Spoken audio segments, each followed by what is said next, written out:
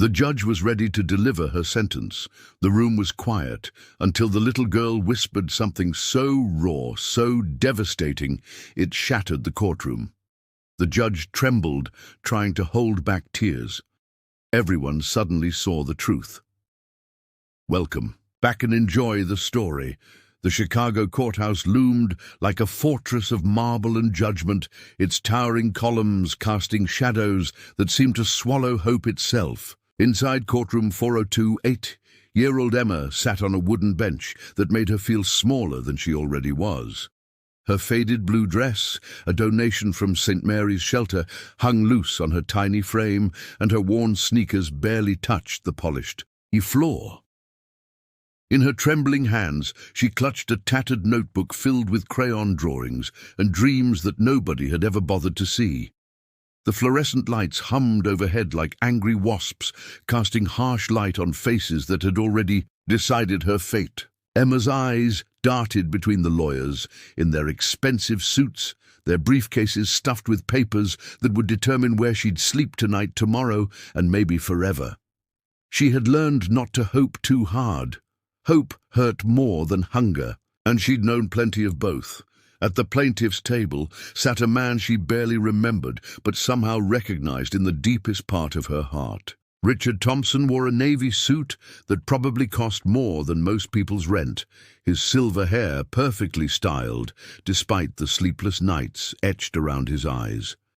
He was a successful investment banker who had built an empire from nothing, yet felt emptier with each passing year since losing his wife and daughter in what he believed was a car accident 8 years ago. The state prosecutor, Ms. Jennifer Hayes, shuffled through her files with the mechanical precision of someone who had broken apart hundreds of families in the name of protocol.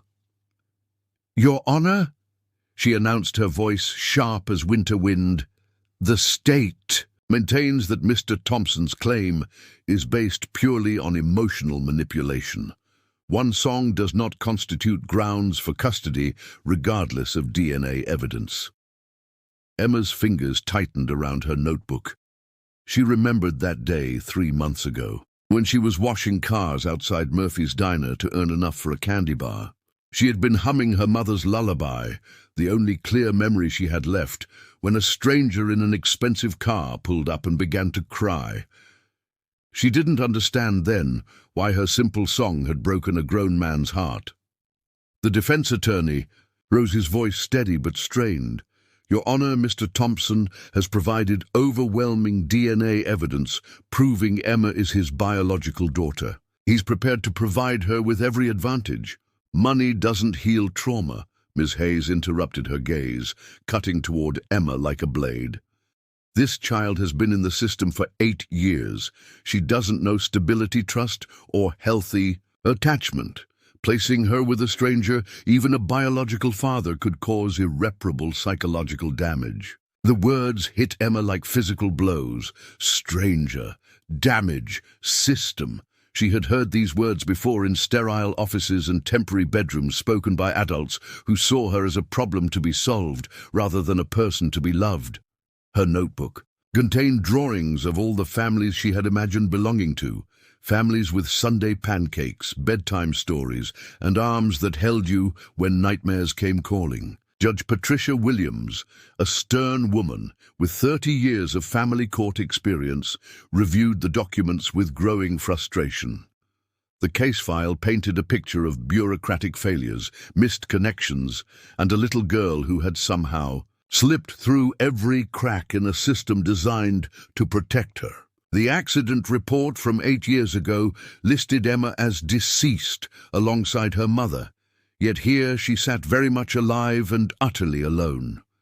But what the judge didn't know, what nobody knew yet, was that the accident report had been falsified. Hidden in the shadows of corporate revenge and personal vendetta was a truth that would soon shatter everything they thought they understood about Emma's story. The real question wasn't whether Richard deserved custody, but whether justice had been deliberately buried for 8 long years. Emma's caseworker, Mrs. Dorothy Chen, had been fighting an uphill battle against a system that valued efficiency over empathy. She had watched Emma move through 7 different foster homes, each placement ending in disappointment and deeper wounds. Some families returned her like a defective purchase, others simply stopped answering their phones when social services called.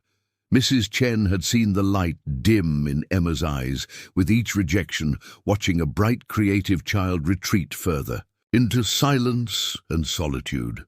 The current foster family, the Hendersons, sat in the back row, wearing expressions of manufactured concern. They had taken Emma in 6 months ago, drawn by the monthly stipend, rather than any desire to nurture a traumatized child.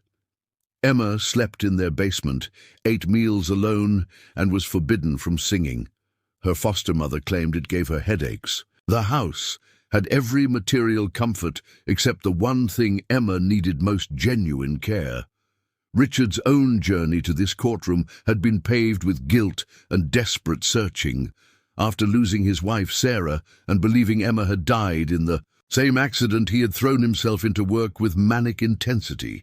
He built a financial empire that meant nothing without family to share it with. When he heard Emma's voice that day outside the diner, singing the same lullaby Sarah used to sing, it was like hearing a ghost call his name. The DNA test only confirmed what his heart already knew. His daughter was alive, had been alive all along, abandoned by a system that had failed them both. The prosecution continued their assault on Richard's character and motives. Mr. Thompson disappeared from his daughter's life for 8 years. He made no attempt to search for her, showed no interest in her welfare. Now suddenly he wants to play. Father, this isn't love, Your Honor. This is guilt-driven impulse that will harm an already fragile child. The words landed like punches, each one designed to sever the fragile thread connecting father and daughter. Richard's jaw tightened as he fought the urge to defend himself, knowing that his words might only make things worse.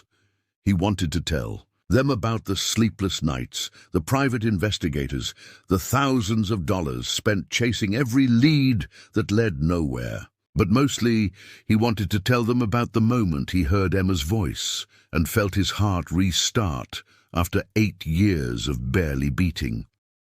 Mrs. Chen stood to address the court, her voice carrying the weight of experience and genuine concern. Your Honor, I've worked with Emma for 3 years. She's exceptionally bright, creative, and resilient, despite her circumstances. However, she has significant trust issues and attachment difficulties. Any placement decision must prioritize her emotional healing above all other considerations. Emma listened to them discuss her like she was absent, like she was already gone. She had learned to disappear inside herself during these conversations, retreating to a place where her notebook drawings came alive, and she could imagine herself into families that wanted her. But something was different this time.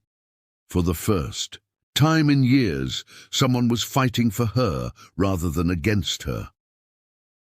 Judge Williams called for a brief recess, and Emma watched the adults file out to make phone calls and strategic plans. Only Mrs. Chen remained approaching, with the kind of gentle smile that Emma had learned to distrust. Adults smiled before they delivered bad news. But when Mrs. Chen sat beside her and simply waited, Emma felt something unexpected, the possibility that maybe, just maybe, someone was finally listening. The turning point came not from testimony or legal arguments, but from an unexpected visitor who burst through the courtroom doors carrying a briefcase that would change everything. Detective Ray Martinez, a weathered investigator from the Chicago Police Department, had spent months following a paper trail that led to shocking revelations about Emma's case. Your Honor, Detective Martinez announced, slightly out of breath, I need to present evidence that will fundamentally alter these proceedings. He opened his briefcase and withdrew a folder thick with documents, photographs, and recorded testimonies. The accident report from 8 years ago was falsified. Emma Thompson was never in that car crash. She was kidnapped by James Morrison, a former business partner of Richard Thompson's, as revenge for a failed merger. The courtroom erupted in shocked murmurs as Detective Martinez continued. Morrison placed Emma in the foster system under a false identity, bribing officials to ensure she would never be traced back to her father. The accident was staged, bodies were misidentified, and records were altered. Morrison died 3 years ago, but his confession was found in his personal effects, along with Emma's original birth certificate and medical records. Judge Williams demanded silence as she reviewed the evidence, her face growing paler with each page. The truth was more horrifying than anyone had imagined. Emma hadn't been lost to bureaucratic incompetence. She had been deliberately stolen from her father and hidden within a system designed to protect children, not conceal them. Richard stared at the documents in disbelief, his hands shaking as he processed 8 years of unnecessary grief and loss.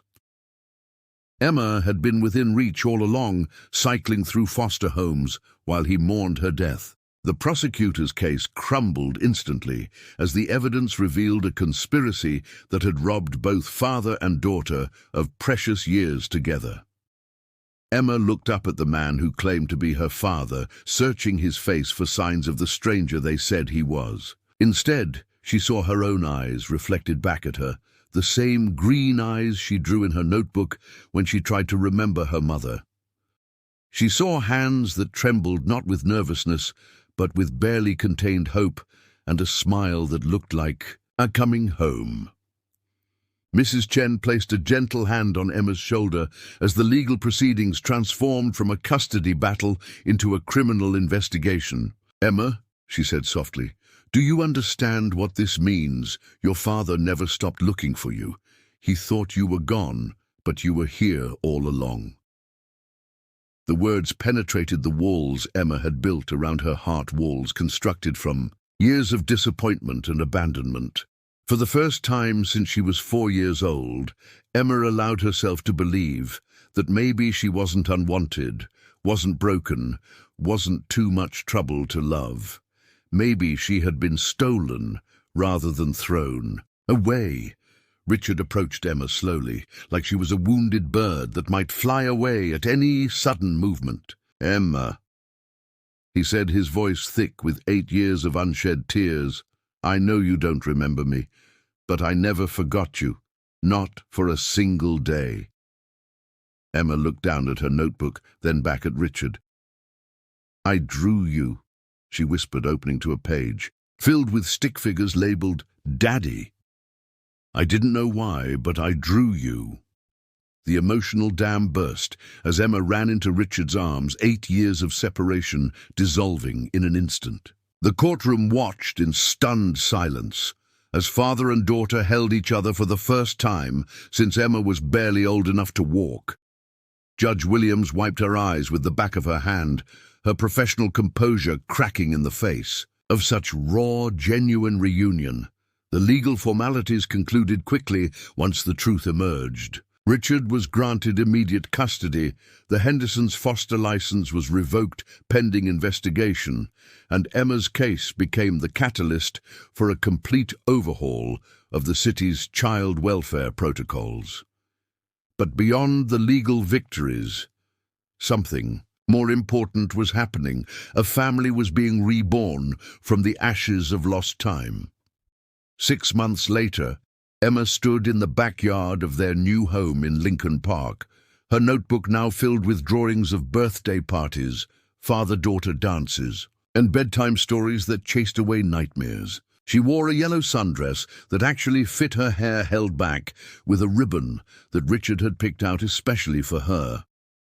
The basement bedroom was a distant memory replaced by a room filled with books, art supplies, and most importantly, a window that let in the morning light. Richard watched from the kitchen window as Emma played with their new golden retriever, Max, her laughter floating on the spring breeze like music.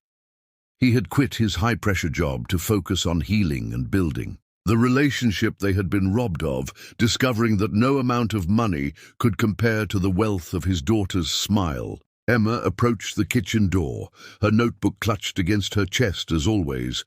"Daddy," she said, the word still new and precious on her tongue, "can we plant a garden, something that will grow and stay forever?" Richard knelt down to meet her, eyes seeing in them not the broken child from the courtroom, but a resilient young woman who had survived the unthinkable and chosen to hope anyway. "Of course, sweetheart. What would you like to plant?" Emma opened her notebook to a new drawing, a house surrounded by flowers, trees, and two figures holding hands under a bright sun. "Something beautiful," she said simply. "Something that shows we're home." As they knelt together in the rich earth, planting seeds that would bloom in seasons to come, Emma carefully buried her old notebook beneath the roots of a young oak tree. It contained all her drawings of imagined families, all her dreams of belonging, all her hopes for love. But she didn't need them anymore. Her dreams had taken root in reality, growing into something more beautiful than anything she could have drawn. The last page of the buried notebook contained a drawing of a courtroom, but instead of showing a scared little girl standing alone, it depicted a family reunited, love triumphing over lies and justice finally served. Emma had discovered that even when the world seemed determined to keep families apart, love possessed the power to find a way back home. She was no longer invisible, no longer forgotten, no longer alone. Congratulations, type 7 in the comments, so I know you stayed with me until the end. Leave a like and subscribe, but only if you truly enjoy what I do here. See you